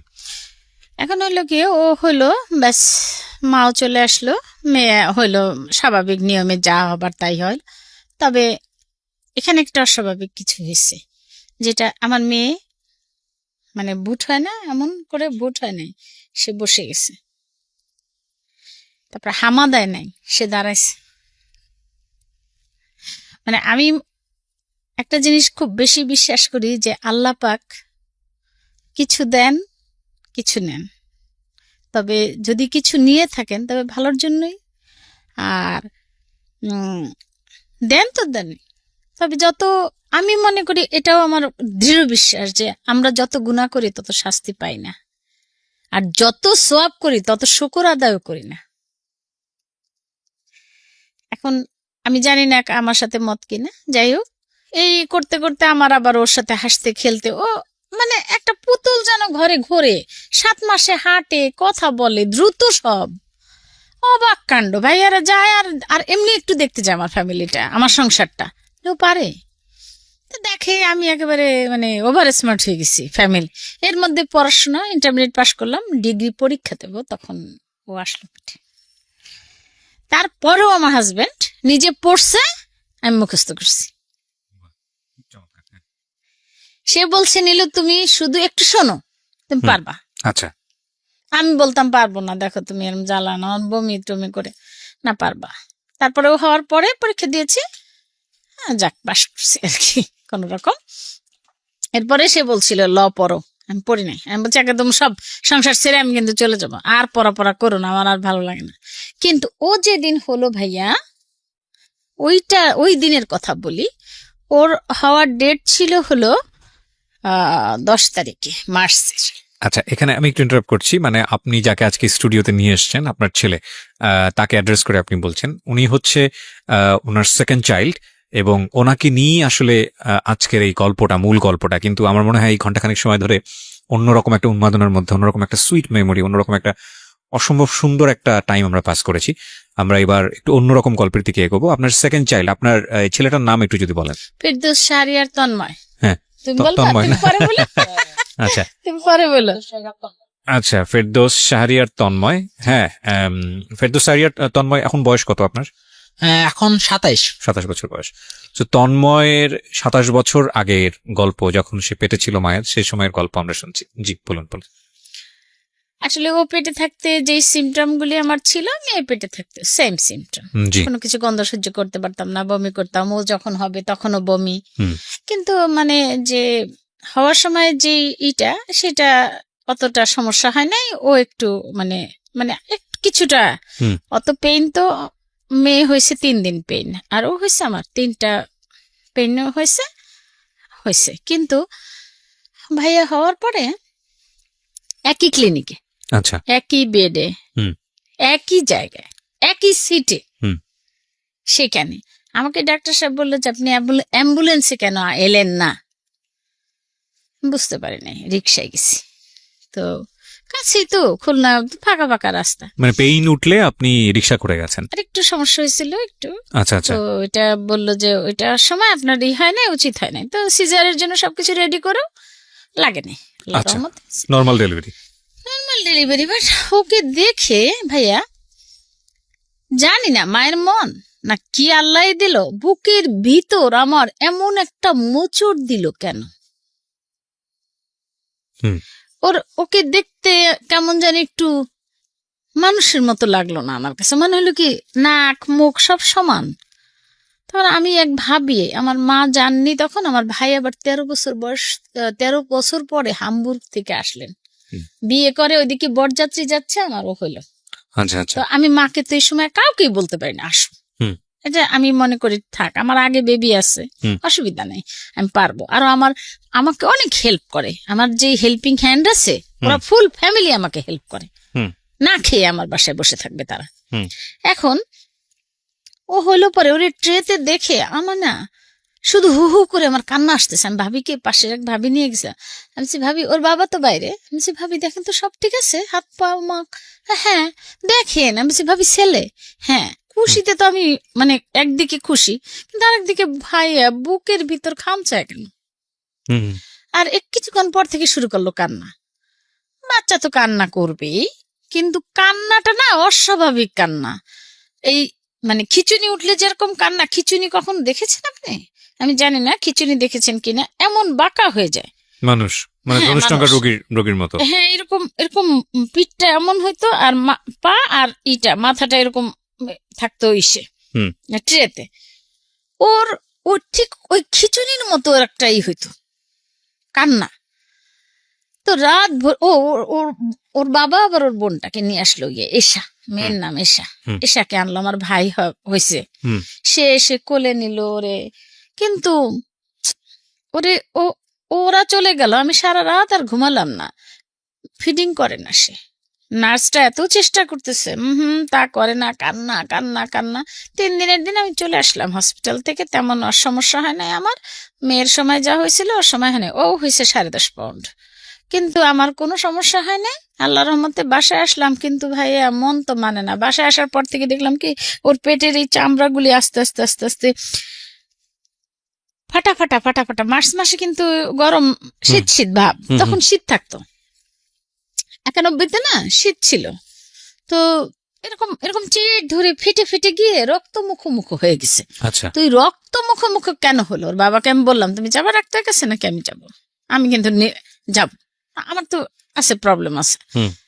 এখন সে বলছে না না না তোমার লাগবে না। আর এক ভাবিকে নিয়ে সে কখনো কোনো মহিলাদের কথা বলতো, কিন্তু ওরকম মানে ওরকম তাকানোর মানে কে কিরকম মনে হয় সে কোনোদিন দেখে নাই তার, আমি ছাড়া নিখুঁত ভাবে কাউকে দেখার তো প্রশ্নই ওঠে না। আমার মাকে দেখেছে, আর তার মা বাবা সেটা আলাদা, সেটা আমিই দেখি নাই তাদের।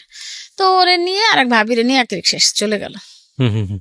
আমি বলছি আমি যাব, চলে গেল। গিয়ে ডাক্তার কামরুজ্জামান একজনই ছিল শিশু স্পেশালিস্ট, তাকে দেখালো, বললো যে অসুবিধা নেই, একটু বেশি করে অলিভ অয়েল দেন, বাইরের তেল টেল ওসব দিয়ে না। আমি তো মানে আমি ছেলে হবে আমি জানতাম না, কিন্তু আশা করছি একটা ছেলে হইতো তাহলে আমি পরে আর বাচ্চাটা নিতাম না, 2টা মানুষ করি। এই যাই হোক, ছেলে ওই কিন্তু আমি ওর ভিতরে কোনো স্বাভাবিক কিছুই দেখি না। সারা রাত চিৎকার করে, ওর বাবা কতক্ষণ নেয়, আমি কতক্ষণ নেই। আমি আমার নিচে সেলাই আছে অনেক, সেইগুলি নিয়ে আমার কত বসতে করতে অসুবিধা। আমার হাজবেন্ড একদিকে আমাকে ড্রেসিং করে, মেয়েটা অসহায়ের মতো থাকে, মেয়ের দিকে তাকাইতে পারি না। ও তো ছোট একটা মেয়ে, 3.5 বছর তার বয়স। এই ভাইয়ের জন্য সেও ঘুমের থেকে উঠে তাকায় থাকে।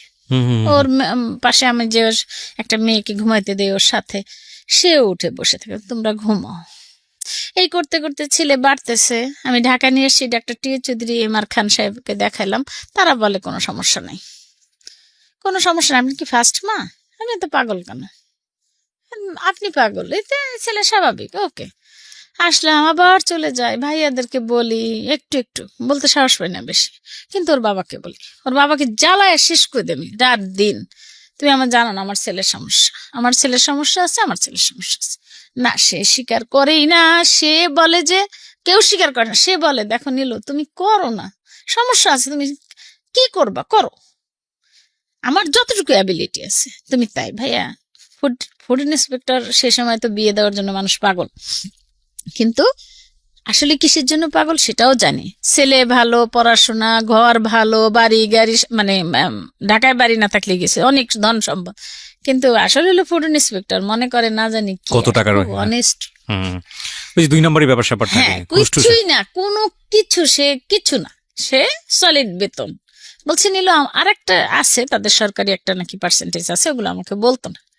একটা সরকার নাকি দেয় 100 টন গেলে এই দেয়, মালটাল গোডাউনের মালটালের ব্যাপার আছে, এটা সরকারি পাও না, এটা তার ন্যায্য পাও না। হুম। তো বলতো কি নিল আমার যা আছে ওইটুক দিয়ে তুমি ওরে যা পারো করো।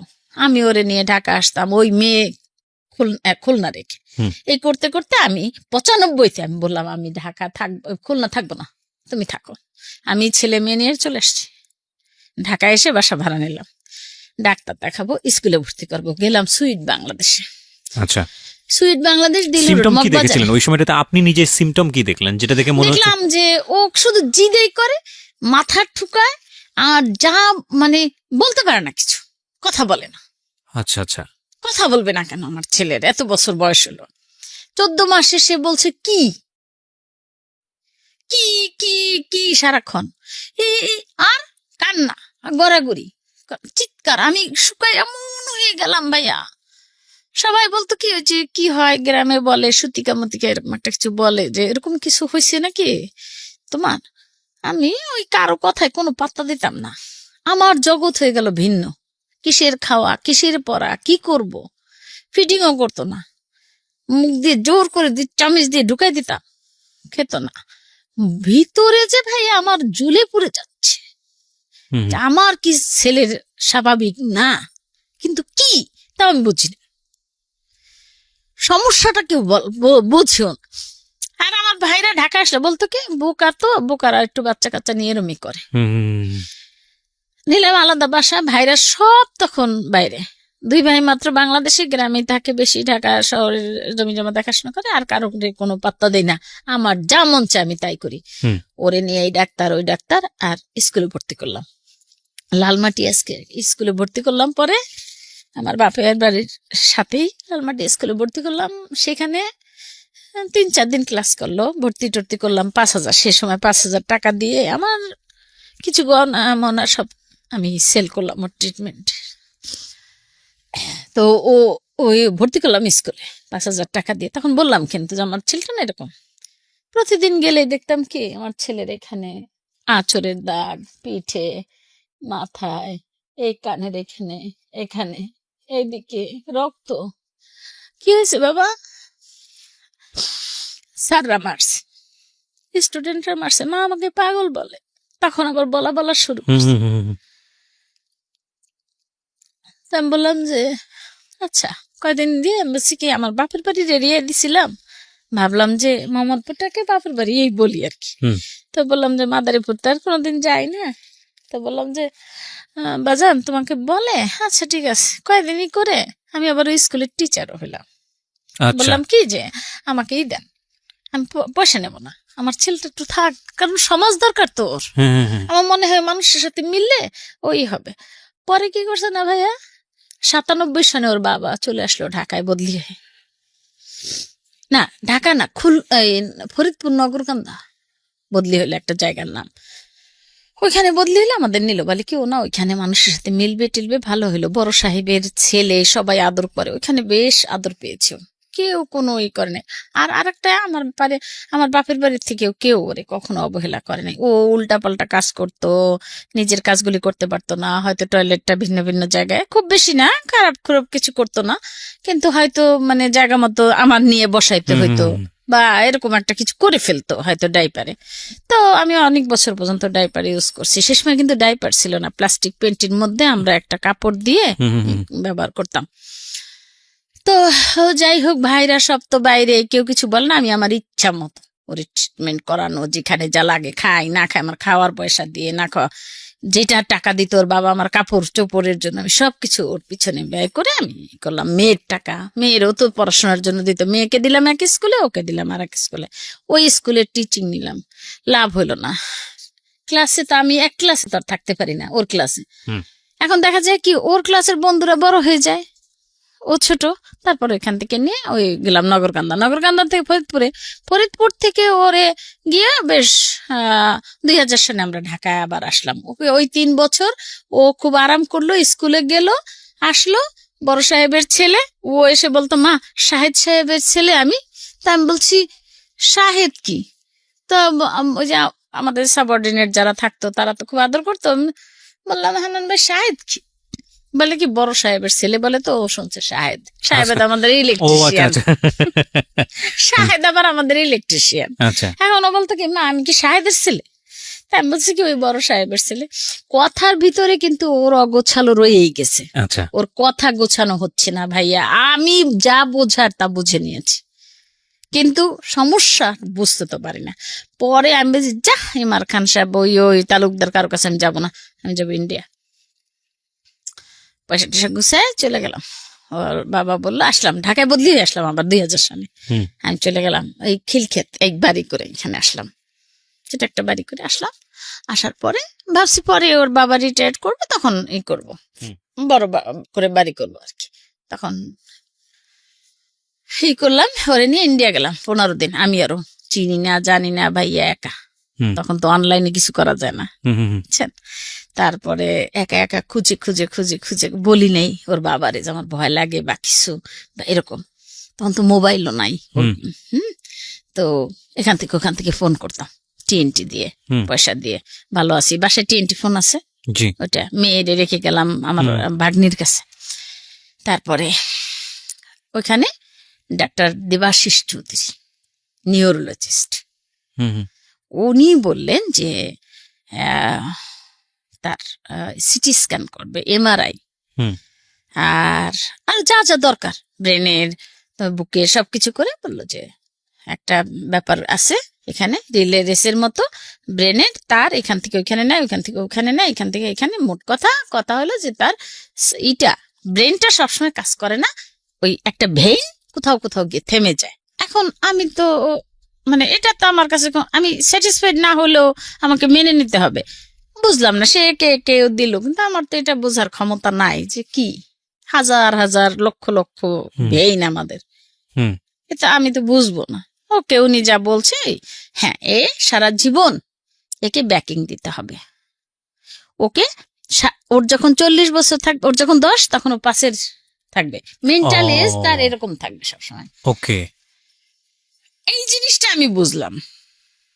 ওই যে যে ব্রেনের ব্যাপার বলছে ওগুলি তো আর আমি বুঝি নাই কিছু, কিন্তু ওইটা বলছে যে মেন্টাল এজ তার কম থাকবে, ওটা আমি ভালো করে বুঝে ফেললাম। আমার পা তো আর নড়ে না ভাইয়া ওখান থেকে। ও তো বোঝে না, ও বসা, তখন ওর বয়স কত 7-8 বছর ওরকম। তখন ওরকম আমি ভাইয়া কান্নাও আসে না আর কিছুই না। আসতে আসলাম, কি ওষুধ আছে কোনো? বললো যে ও যদি খুব বেশি চেতে যায় তখন ওরই হবে, ওই ব্রেন ভেইন ফিরে গেলে সারা জীবনের জন্য পঙ্গু হয়েছে, অ্যাবনর্মাল। তো এটার কি ওষুধ কি? এটার ওষুধ হলো একটা অক্সিটেল, একটা ওষুধ দিল যে এটা একমাত্র মানে ইন্ডিয়াতেই পাওয়া যায়। তো কি করা, ওখান থেকে এতগুলি ওষুধ নিয়ে আসলাম, সারা বছরের নিয়ে আসলাম। দেখি না খুব বেশি কাজ। আসলাম বাংলাদেশে, দিলাম এই স্কুলে সেই একই অবস্থা, আর পাশের স্কুলে দিলাম ওই অবস্থা। একটা লন্ডন ইন্টারন্যাশনাল স্কুলে স্পা মিনারেল ওয়াটারের মালিক ছিলেন উনি, গুলশানে। ওনার কাছে গেলাম, যে লন্ডন ইন্টারন্যাশনাল স্কুলের মালিক, ওনার কাছে গেলাম, আপা আমার এই সমস্যা, আমার বাচ্চার পড়া লাগবে না, আমাকে একটা সমাজ দেন। তখন আমার মেয়ে বোধহয় ম্যাট্রিক পরীক্ষা দিল না, কিরকম হবে। তারপর আমি বললাম আপা আমি কি করবো। আর ওর বাবা বাইরে বাইরে চাকরি করে, ঢাকায় না। আসলেই কাপড়টা চেঞ্জ করতে পারবে না, চট করে চলো এটা কিনে।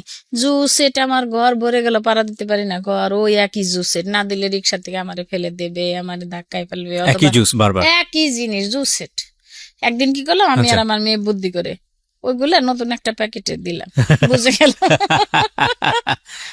বুঝে গেছে, বলছে মা এগুলো আগে। এই বালতি বালতি ভরে আমার বাসায় যে মেয়েটা ছিল ও বাড়ি গেলে নিয়ে যেত। কি করবো, কত রাখবো, জায়গা নাই তো। রাগারাগি তো করতে দেওয়া যাবে না, রাগ তো করতেই পারবো না, তাহলে তো আমার খবর আছে। তো আমি সবসময় একটা কথা বলতাম যে দেখো তুমি এসো না, মেয়েটাও এসো না। আমার মেয়েটা যদি কাছে আসে আর ও যদি উল্টা পাল্টা জায়গায় একটা চর থাপ্পড় দেয়, আমাকে যায়, আমি মরে যাই, কিন্তু তোমারে দিলে কামাই করে খাওয়াবে কে, ওর চিকিৎসা করবো কি দিয়ে?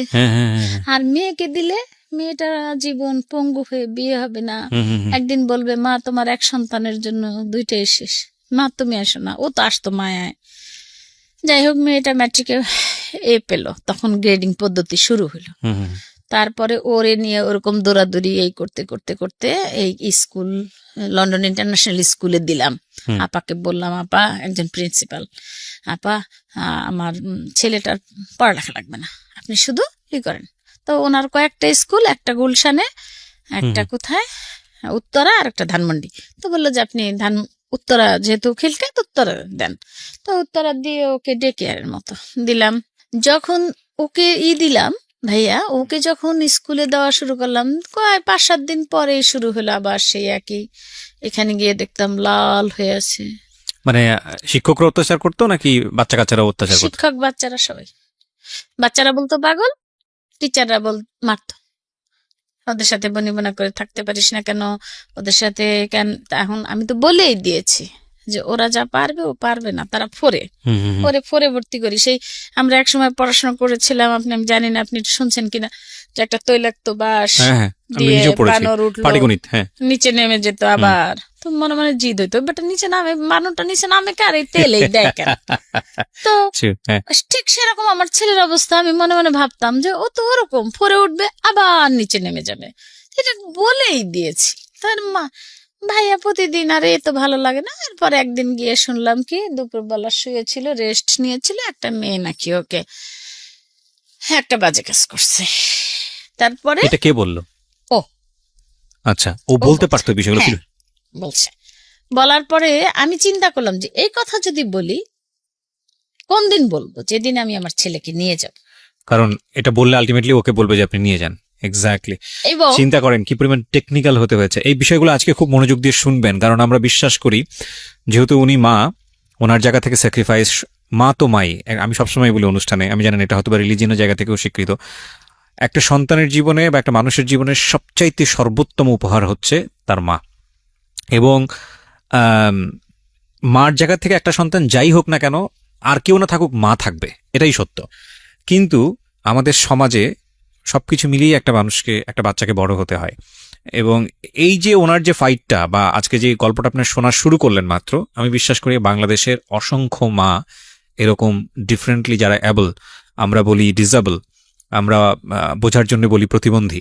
তো এই যে কমিউনিটিটা আছে, ইটস আ লার্জ কমিউনিটি সারা ওয়ার্ল্ডে, বাংলাদেশেও একটা বৃহত্তর কমিউনিটি, বিভিন্ন শ্রেণীতে বিভিন্ন পর্যায়ে আছে।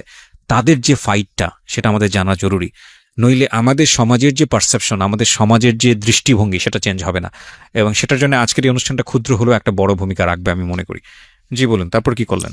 তারপরে আমি ভাবলাম, যেদিন ওইটা ও বললো যে মা আমার সাথে ও এরকম খেলা করছে, তখন আমি বললাম যে কে? প্রিয়াঙ্কা। ওর এখনো মনে আছে সে নাম।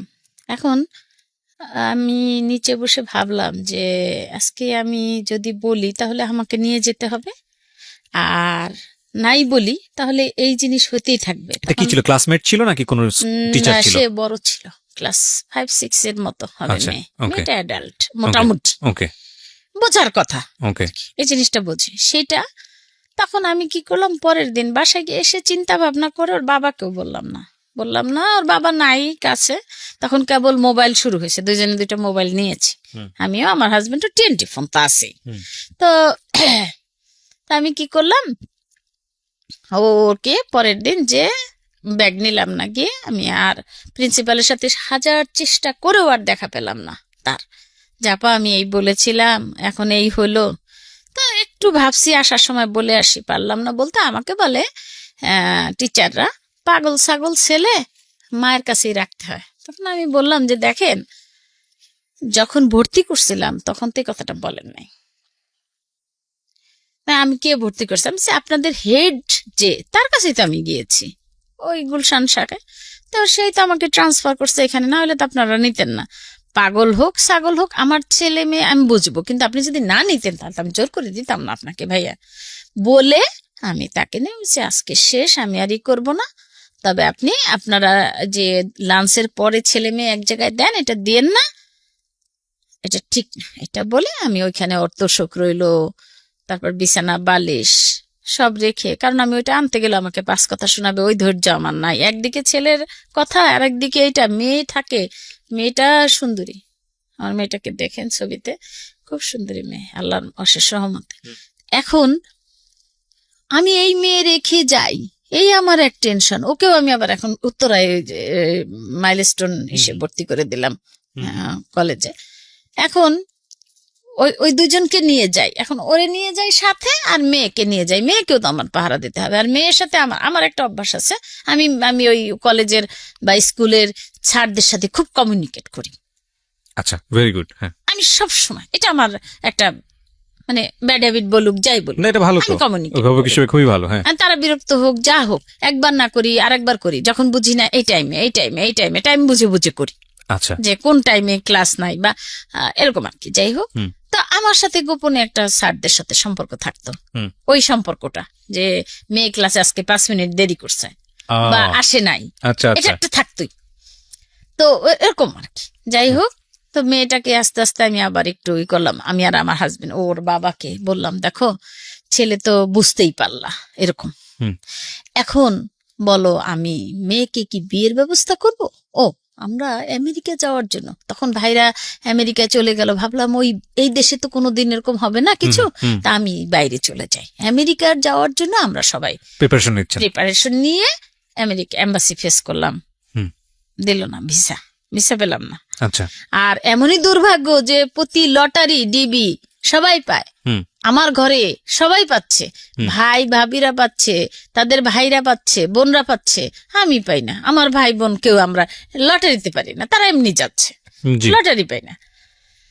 তো মাকে বললে মা তো সবসময় ওই চিন্তাই করে, হারে আমার মেয়েটার কি হবে, কি হইলো এই। আর আমার দিবানিশি কোনো ভাইয়া কাজ নেই, শুধু ওই একই, ওরে কোথায় নেব, ওরে কি করব, ওইদিকে মেয়েটা হচ্ছে বড়, মেয়েকে কি করব, এই করে করে মেয়েকে আমি করলাম যে বাবা তুমি দেখো তো বিয়ে দেব তোমাকে। প্রথম তো তেলে বাগুনে চেচ্ছে, কোনো মতেই পারলাম না। ওর বাবাকে খুব ভালোবাসতো সে, বাবা ভালোবাসারই লোক, তারে ভালো না বেশে কারো উপায় নেই, সোজা কথা, তাকে ভালোবাসতেই হবে, আপনিও বাসবেন। বাহ, বিউটিফুল। আমার কথা হলো যে আপনি পাশ দিয়ে একটা লতা পাতা, একটা শিয়াল গেছে, সেও বলবে ভদ্রলোক ভালো, মানে ওর জবান খুলে দিল বলবে। তো এখন ভাইয়া ওর বাবাকে ভালো না বাসার কোনো কারণ দেখি না। আমি মনে করি আমাকে ভালোবাসছে সে, এটা আমার জীবন ধন্য, আমার মার দোয়া আমি মনে করি, কারণ মার তো দোয়া করে সবার জন্য ভালো মন্দ। ছোট সেই সময় তো আমি শান্তশিষ্ট ছিলাম, আমি মার দোয়া পেয়েছি। তো যাই হোক, এখন ওর বাবাকে বললাম যে দেখো আমরা একটা কাজ করি, 2টা বাচ্চা নিয়ে টেনশন, আমি তো পারি না, আর তুমি যদি ঢাকার বাইরে না থাকো আমিও তো সংসার চালাতে পারবো না, আমাদের তো ওরকম নেই, তাইলে আর দেশের জমি জমা বিক্রি করে আনাও তো ভালো লাগে না। তুমি একটা কাজ করো, ওই মেয়েটারে আসো তো বিয়ে দিই। ওকে, আমার বোনদের সাথে বুদ্ধি শুদ্ধি করে আমি চিন্তা করলাম যে আমার ফ্যামিলিতে আসলে আমার ভাই বোনরাই আমার, তার মানে নেই। তো আমার চাচাতো ভাইয়ের ছেলে আবার বাইরে থাকে, আমার ভাইও বাইরে থাকে, ওরা আবার দেখছে লন্ডনে, আমার ভাই ওই ছেলেটাকে দেখে পছন্দ হয়েছে, পড়াশোনা করছে, তারপরে আবার পাশে থাকে, পাশের ফ্ল্যাটে ভাইয়া, ও দেখে তারপর ফ্রান্সে সেটেল হয়েছে। আমার ভাই আবার ফ্রান্সে বেড়াতে গেছে, দেখছে ছেলেটা খুব সুন্দর। ওই ছেলের একটা কাহিনী আছে খুব ছোটবেলায়, সেটা পরে বলেছে আমার হাজবেন্ড, এটা পরে বলি।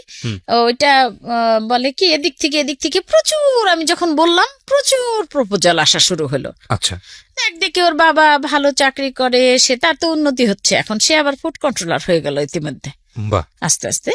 তো ভালো চাকরি করে, ঢাকায় বাড়ি আছে, মেয়ে সুন্দরী, বা মা মোটামুটি শিক্ষিত। এখন একটা ভাই, কিন্তু চিন্তা করলাম কি যে এই ভাইয়ের কথা শুনলে যদি না হয় বিয়ে, কি করব, কিন্তু লুকাবো না, কিন্তু মনের মধ্যে মাঝে মাঝে উকি দিত যে একটু লুকাই ওকে।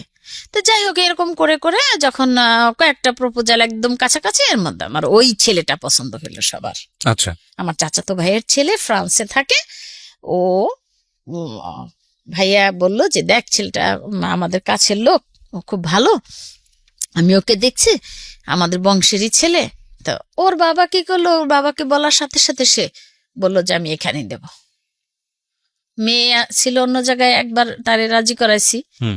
এখন আবার এই জায়গায়। এখন আমি বলছি আমি তো বলতে সাহস পাবো না, তুমি বলো। হুম। তো ফোনে বললো মা তুমি একটা দেখ, মানে ওরা আসলো একভাবে, মানে যে কোনো একটা ধরে হুম। আমার কাছে আসলো, তাদের ইসে ক্যান্টনমেন্টে বাড়ি, তা বাসা করছে আর কি। তারা সবাই ওইখানে থাকে, কেউ বাইরে থাকে, কেউ এদিকে চাকরি করে, কেউ টোবাগোতে। ওরা 5 ভাই 2 বোন। হুম।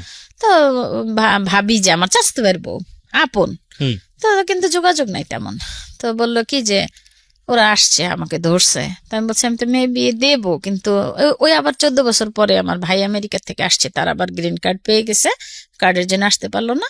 ওই যে 111 না হইলো আমাদের জি, জি, দেশে জি। ওই সময়। হুম। তখন আমার ভাই বলল যে করছে এই ঠিক আছে, বিয়ের ইটি হইলো, ওর মেয়েকে রাজি করবো কিভাবে এখন। তারপর ওর বাবা বলল মা তুমি এক কাজ করো, ছবি আছে টেবিলে, দেখো। হুম।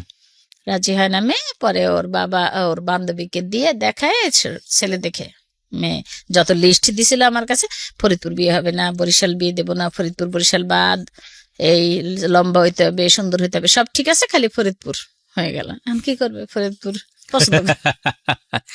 ওকে। আচ্ছা, দিলাম বিয়ে, মেয়ে 3 মাসের মধ্যে মেয়েকে ফ্রান্স নিয়ে গেল, আচ্ছা। টেলিফোনে বিয়ে হলো। তাদের